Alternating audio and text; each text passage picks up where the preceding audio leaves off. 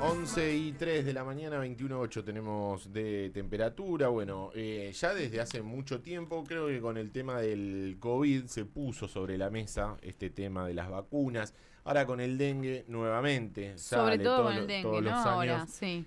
A esta altura estamos teniendo el tema de las vacunas del dengue y demás. Y siempre está esta discusión de, che, ¿sirven las vacunas? ¿No sirven? Me parece que con las vacunas del COVID había cierta desconfianza, en muchos casos, que por ahí no existen con esta del Virus dengue. muerto, virus vivo, la que, También al ser una ¿viste? enfermedad que no se Sí. conocía demasiado y que no había como tanta información, generaba algunas especulaciones o algunas dudas. Bueno, estamos para todo esto. Sí. Vamos a charlar con Daniela Osbor. Ella es bioquímica, doctora en ciencias bioquímicas de la Universidad Nacional de La Plata, profesora titular también ahí e investigadora del CONICET. Daniela, acá Jimena y Diego te saludan desde Radio Sí. ¿Cómo estás? Buen día. Buen día, Diego. Buen día, Jimena. Un gusto charlar con ustedes. No, por Igualmente, favor, Daniela. Daniela. Bueno, y sobre todo la idea de contactarte surgió a través de un informe que leímos de la Fundación Bungibor, donde habla de la confianza, ¿no?, de los argentinos en las vacunas. Y bueno, Sí, nada, un poco preocupante también, el o sea, informe preocupante con y un poco respecto a eso. también lo que uno también charla todos los días en su entorno, ¿no? O sea, recién ayer tenemos una compañera de la radio que tuvo dengue y le preguntábamos, ¿no?, si ahora se va a vacunar y demás. Y también ella contaba, ¿no?, que desde los propios médicos y demás, como que algunos le recomendaban, otros que no. Entonces, como que también la información o desinformación, como que a veces también nos abruma un poco en qué vacunas ponernos, en qué vacunas confiar, en qué decisión tomar como adultos o los que tenemos también hijos. O sea, ¿qué opinas también, Daniela, de todo esto que está pasando? Buenísimo el planteo. Creo que la pandemia abrió un poco, ¿no? Y el cuestionamiento de las vacunas es una lástima. Eh, Igual es válido, ¿no? O sea, por más que sea una lástima, digo, lo que impacta, ¿no? Lo negativo, que duden, ¿no? Que hable de desconfianza en las vacunas, eh, digo, eso es lo que es una lástima, no la dudas, ¿no? Pero digo, que realmente se haya perdido, porque antes de la COVID, la verdad que tenemos mucha tradición, los argentinos, de adaptarnos y adherirnos a recomendaciones desde el nivel central en lo que refiere a las vacunas. Nuestro calendario nacional de vacunación es un calendario modelo, ¿no? Por la cantidad de vacunas Sí. que tienen, con las características de que es gratuito para no generar ningún tipo de obstáculos, dar equidad, y obligatorio para lograr algo importante en vacunas, que es tener cobertura, ¿no? Uh-huh. Y si las vacunas son buenísimas siempre y cuando las usemos, y las usemos en determinado nivel poblacional, digamos, para Claro, que claro, tengan su claro. efecto no solamente individual, sino también el colectivo, ¿no? El que necesitamos. Primero, por ahí vale la pena, porque la pregunta es generalizable, ¿no? Confiamos en las vacunas y no. Las vacunas, la verdad que son de los insumos médicos más estudiados. Cuando una vacuna se decide utilizar es porque pasó todos los ensayos que tenían que pasar, y son muchos, ¿no? Porque realmente se quiere poner algo en la población que sea benéfico.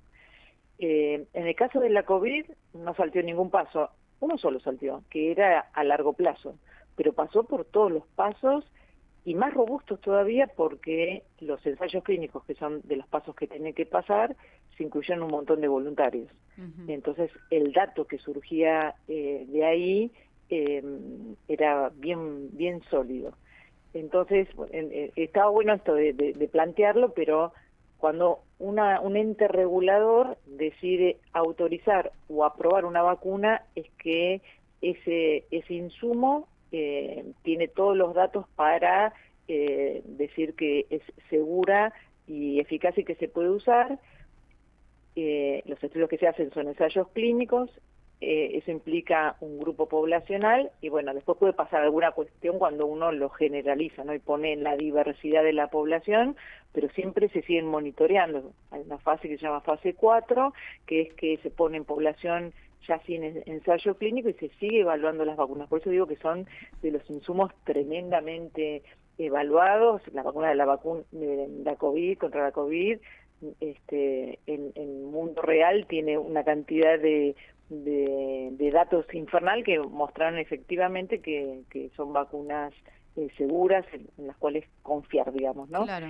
Y en el caso de la vacuna del dengue, que es la que nos trajo a esta conversación, bueno, están en el tapete porque pasan dos cosas. Una, estamos en un brote de dengue una epidemia de dengue muy importante, no solamente en nuestro país, sino en el Cono Sur, y por ahí, digo, para ver esto de cuán importante es, yo dije en las Américas, Cono Sur, y en nuestro país, por ahí en el Cono Sur, un dato sí, que por ahí esto nos permite visualizar, es que el número de casos que se detectaron en una semana de febrero, comparada con la misma semana el año pasado, representó un aumento del 250%.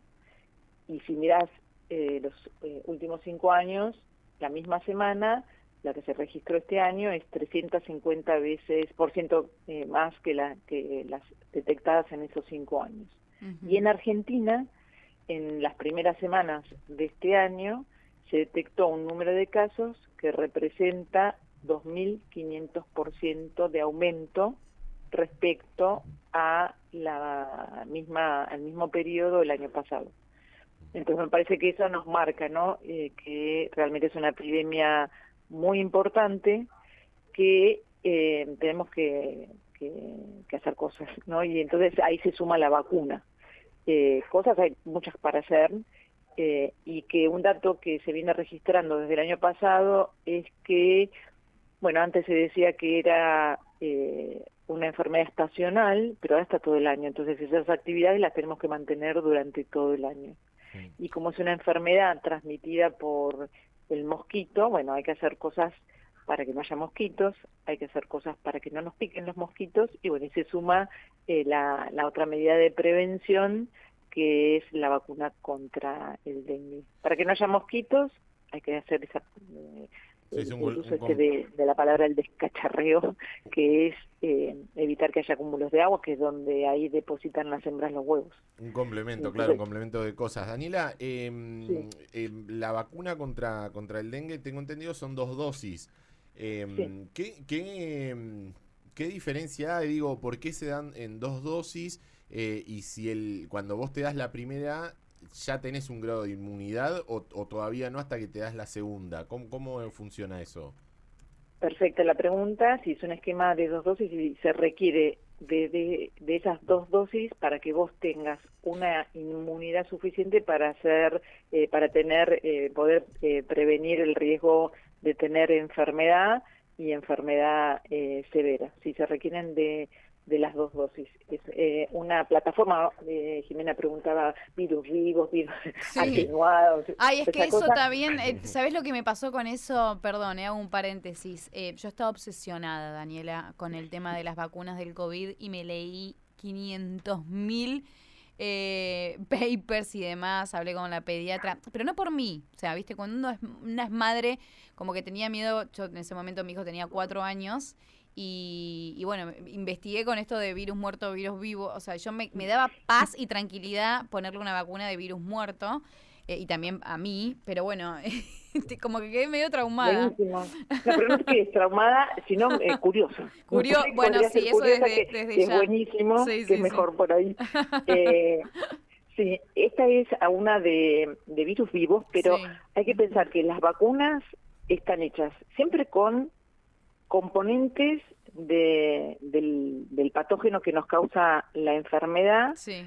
pero están presentados de una manera que no te generan la enfermedad, sino que te generan la respuesta inmunológica. Claro, okay. Entonces puede ser el patógeno, puede estar vivo, eso quiere decir que se replica, pero tiene unas características tales que no te dan enfermedad. Solamente lo que hacen es generarte en tu sistema inmunológico reaccione y te dé una respuesta inmunológica. O puede estar muerto, entonces no se replica, pero tu organismo lo ve como distinto y genera la respuesta inmunológica, o en vez de tener el patógeno entero, pueden ser pedacitos, puede ser componentes que se llaman RNA o DNA o proteínas, ¿no? Bueno, esta en particular, la vacuna del dengue, como el dengue es una enfermedad causada por virus, este es virus entero, vivo, replicativo, pero está modificado para que no te dé enfermedad. La vacuna del dengue siempre fue una vacuna muy difícil de desarrollar porque hay que generar a través de esa vacuna respuesta inmunológica para los 4 serotipos y bueno, y además que esa respuesta inmunológica sea benéfica y no genere esto que se observa en dengue, que es que te puede dar el dengue grave por la misma respuesta inmunológica, entonces bien difícil la figurita.